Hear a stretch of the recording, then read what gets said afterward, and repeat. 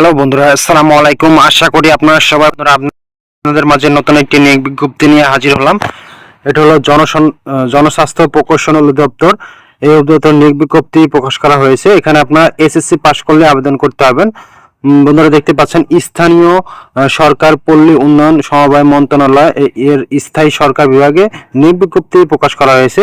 এখানে আপনার নিয়োগ বিজ্ঞপ্তি আবেদনের শেষ তারিখ হলো 10 জুলাই বা 8 জুলাই, 8 জুলাই হচ্ছে নিয়োগ বিজ্ঞপ্তির শেষ তারিখ, আর 10 জুন হলো আবেদনের শুরু তারিখ। বন্ধুরা, যারা যারা আবেদন করতে চান অবশ্যই আবেদন করতে পারেন। শুধুমাত্র এসএসসি পাস করলে আবেদন করতে পারবেন। এখানে দেখতে পাচ্ছেন উচ্চতা কোনো কিছু প্রয়োজন নেই, শুধুমাত্র কোনো শিক্ষিত বোর্ড হইতে মাধ্যমিক স্কুল সার্টিফিকেট বা সমমানের পরীক্ষা উত্তীর্ণ হলে আবেদন করতে পারবেন। এখানে আপনার অফিস সহায়ক পদে নিয়োগ করা হবে, 280 জন নিয়োগ করা হবে। এখানে আপনার 8,250 থেকে 20,010 টাকা বেতনে চাকরি করতে পারবেন।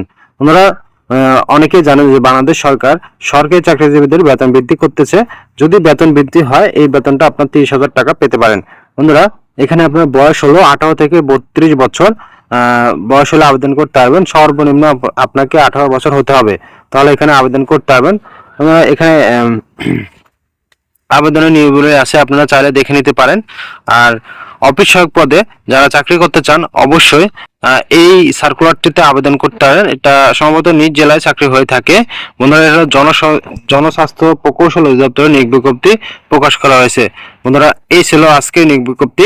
যারা ইতিমধ্যে আমার চ্যানেলটি সাবস্ক্রাইব করেছেন তাদেরকে অসংখ্য ধন্যবাদ। আল্লাহ হাফেজ।